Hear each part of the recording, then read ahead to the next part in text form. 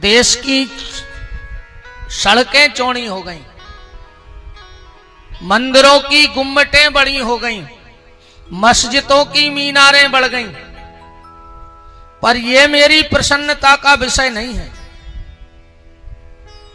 मेरा मन इसमें आनंदित नहीं है कि देश में सड़कें चौड़ी हो गईं, मंदिर मस्जिदों की गुम्बट मीनारें बढ़ गईं। मेरी प्रसन्नता तो इसमें रहेगी कि देश की सड़कें चौड़ी हो गईं, पर जिस दिन देश के ये हाथ चौड़े होकर के अपनों को गले से लगा लेंगे, उस दिन मेरी प्रसन्नता होगी। मस्जिद की मीनार, मंदिर की गुम्बट बड़ी है, ये मेरी प्रसन्नता नहीं है, पर जिस दिन इस भारत में रहने वाले व्यक्ति का मन बड़ा हो जाएगा, उस दिन मेरी प्रसन्नता है। भारत का हर एक मुस्लिम डॉक्टर अब्दुल कलाम बन जाए, भारत का हर मुसलमान डॉक्टर अब्दुल कलाम बन जाए, और भारत का हर हिंदू स्वामी विवेकानंद जिस दिन बन जाएगा, उस दिन से ही स्वतंत्रता देश की मानी जाएगी। भारत के हर हिंदू को स्वामी विवेकानंद बनना है, अब भारत में रहने वाले हर मुस्लिम को सर डॉक्टर अब्दुल कलाम बनना है। और जिस दिन मेरा यह सपना साकार हो गया और अभी गीत भी गाए गए, जहां डाल डाल पर सोने की चिड़िया करती है बसेरा, वो भारत देश है मेरा। पर अब परिवर्तन का समय है, बहुत ध्यान से बात को समझना। अब परिवर्तन का समय है। हमने अपने देश को सोने की चिड़िया बनाया, गाया कि नहीं गाया? और जब देश को चिड़िया बनाओगे तो कभी मुगल इसे अपनी गुलामी की पिंजड़े में कैद कर लेते हैं, कभी अंग्रेज इस देश को, क्योंकि हमने चिड़िया बनाया देश को, तो चिड़िया को तो कैद किया ही जाएगा कि नहीं किया जाएगा। पर अब समय परिवर्तन का है। हम तो कहते ये मत गाओ कि जहां डाल डाल पर मेरे भारत सोने की चिड़िया है। अरे अब इस देश के युवाओं को यह संकल्प लेना होगा राष्ट्रहित में कि हमारा देश सोने की चिड़िया था कभी, पर अब इसे सोने का शेर बनाना है, और जो इसके सामने आएगा वो सिर्फ हमारा देश फाड़ के रख देगा। अब इस देश को सोने का शेर बनाओ, चिड़िया बनाओगे तो कभी ना कभी फिर कोई अपनी गुलामी के पिंजड़े में कैद कर लेगा। इसको सोने का शेर बनाओ, किसी की औकात ना हो आंख उठाने की। पर आज दुर्भाग्य की बात यह है कि आज किसी को राष्ट्र की चिंता नहीं है। आज किसी को राष्ट्र की चिंता नहीं है। ये राष्ट्र अकेला नेताओं का थोड़ी है, ये राष्ट्र बिजनेसमैनों का थोड़ी है। नेता क्या है? नेता खाली हमारे जनप्रतिनिधि हैं, हमने चुना है उनको। ये राष्ट्र हमारा और आपका है। भारत की सनातनी और हर हिंदू, हर सनातनी, हर देशवासी जो इस लाइन के सबसे लास्ट में खड़ा है, उसका भी देश पे उतना ही अधिकार है। तो आज राष्ट्र की चिंता किसी को नहीं है, आज कास्ट की चिंता सबको है कि नहीं? अपनी अपनी कास्ट के लाने लगे हैं लोग, जबकि जब राष्ट्र ही नहीं बचेगा तो तुम्हारी कास्ट क्या करेगी? बताओ, रहोगे किसी दीन के? जब राष्ट्र सुरक्षित नहीं होगा तो तुम क्या कर लोगे अपनी कास्ट के लिए? मैंने कई बार अपने वक्तव्य में मंचों से बोला है कि राम भक्ति से बड़ी अगर कोई भक्ति है तो वो राष्ट्र भक्ति है।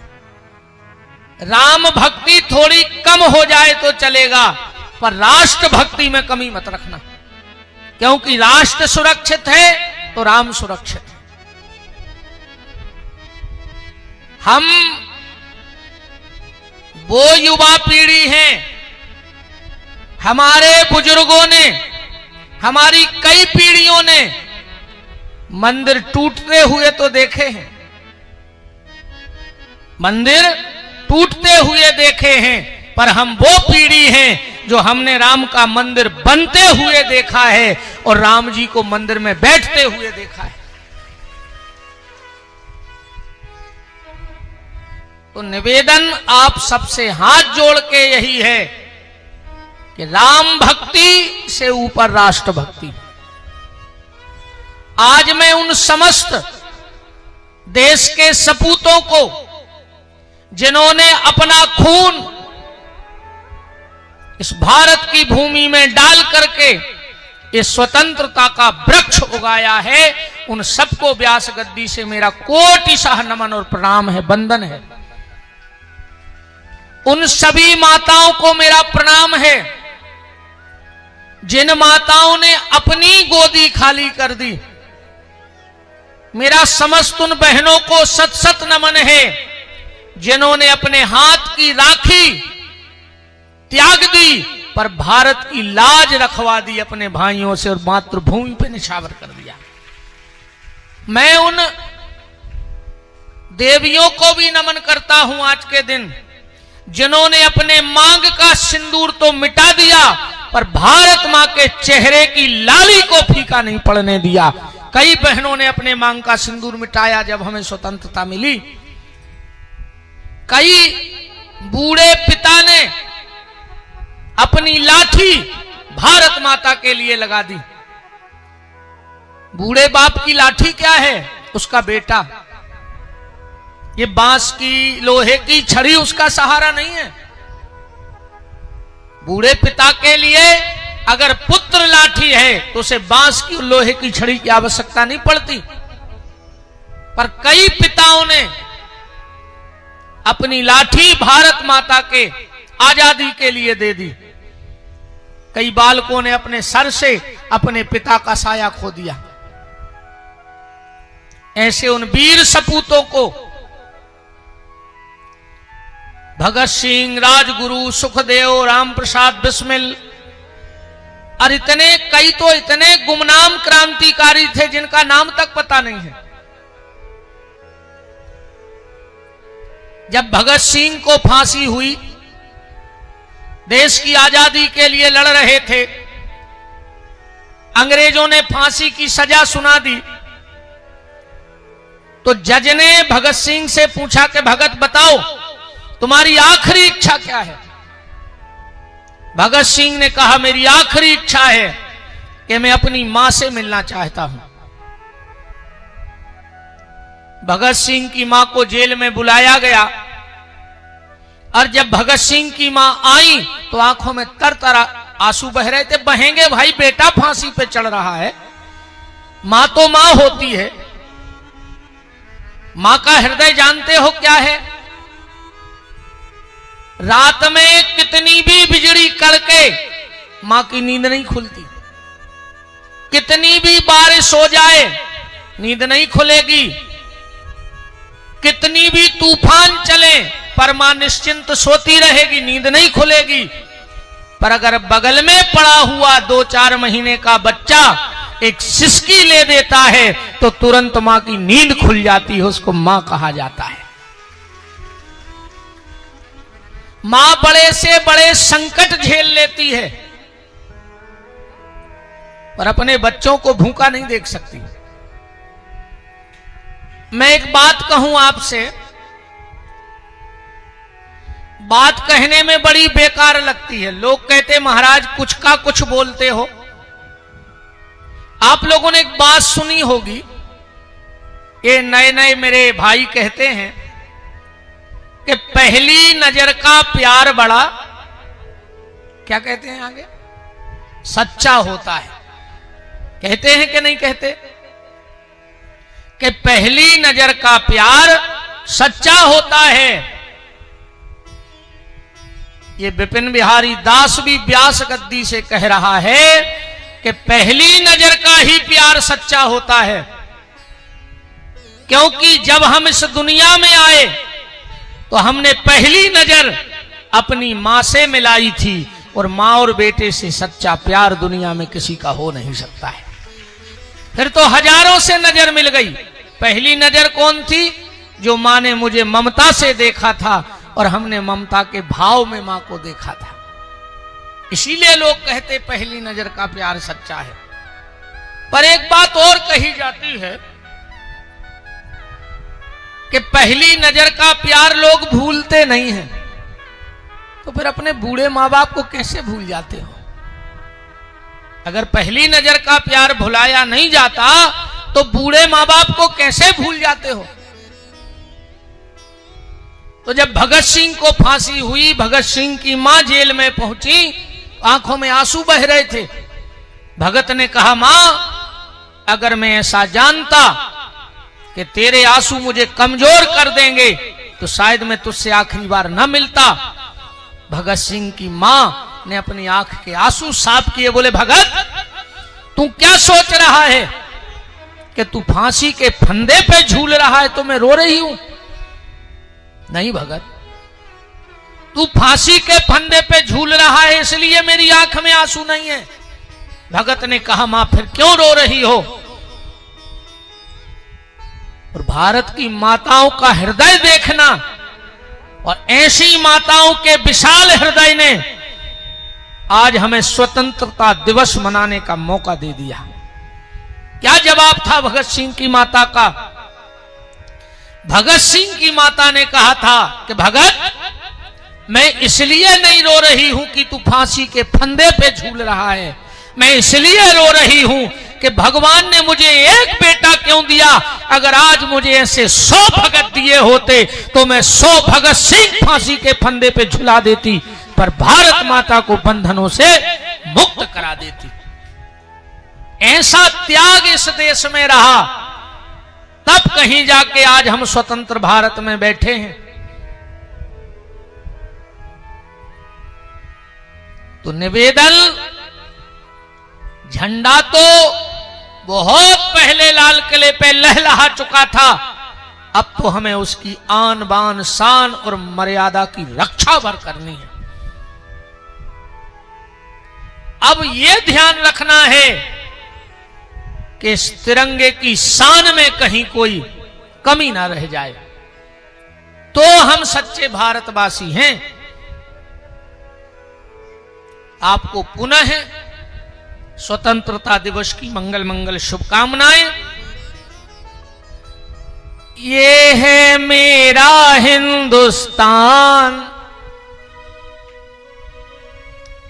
ये है मेरा हिंदुस्तान, मेरे सपनों का जहान, इससे प्यार करो, इससे प्यार करो, इससे प्यार करो, इससे प्यार करो। तुम लोगों के हाथ जरा कमजोर पड़ रहे हैं तिरंगे के सम्मान में, हैं?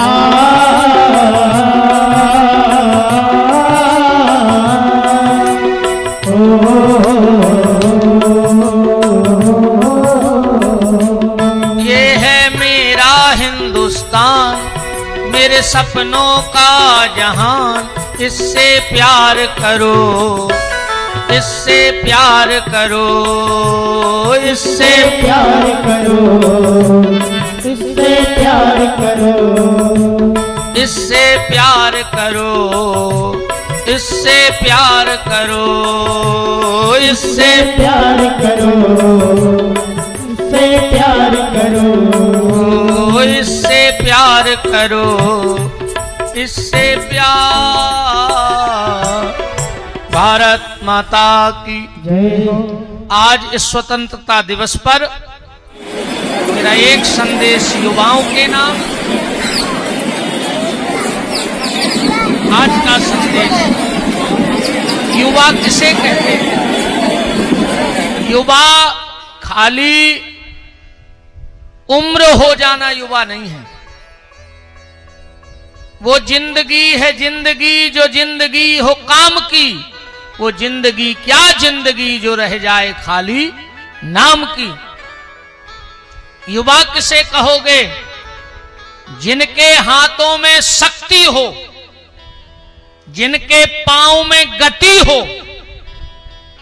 जो रुकते ना हो, जिनके हाथों में शक्ति हो, जिनके पांव में गति हो, जिनके हृदय में ऊर्जा हो और जिसकी आंखों में भविष्य के सुनहरे सपने हो, उसको युवा कहा जाता है। अगर युवा हो तो ये चार चीजें अपने पास रखो, हाथों में शक्ति, पांव में गति, हृदय में ऊर्जा और आंखों में भविष्य के सुंदर सुखद स्वप्न रखो।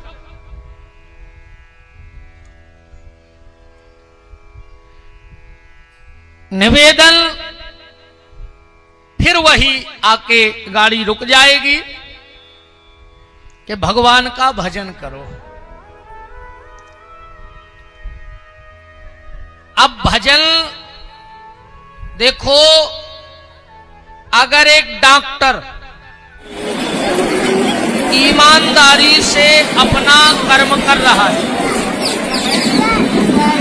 अगर वो रोगियों की दवाई कर रहा है, तो उस समय उसका भजन हो रहा है। अगर वो ईमानदारी से अपना काम कर रहा है, जरूरी नहीं कि वो माला लेके बैठ जाए। अब वो की पूजा को टेम होगा, अब मरीज मरबे धरो के दरवाजे, अब वो खुद माला घुमाओ चाहिए कि उठ के दवाई करो चाहिए? बताओ आप। भगवान ने जिसको जो कर्तव्य सौंपा है, अगर वो उस कर्तव्य का ईमानदारी से निर्वाह कर रहा है, तो उसके लिए वही भजन है। अब बहन जी हरे,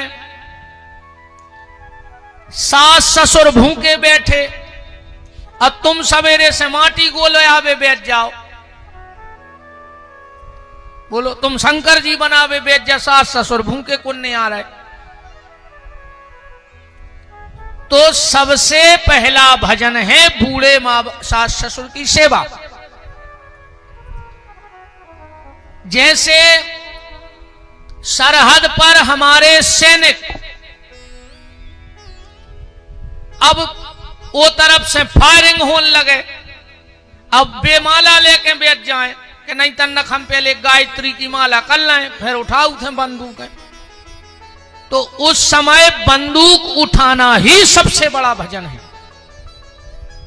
और एक बात और है, संसार की जितनी नौकरी है, जितने भी लोग नौकरी कर रहे, वो वेतन के लिए नौकरी कर रहे हैं। कर रहे कि नहीं कर रहे? किसी भी डिपार्टमेंट चले जाओ वेतन के लाने, अगर 2 महीना वेतन नहीं मिले तो पूरी टीम इकट्ठी होके धरना पे बैठ जाए।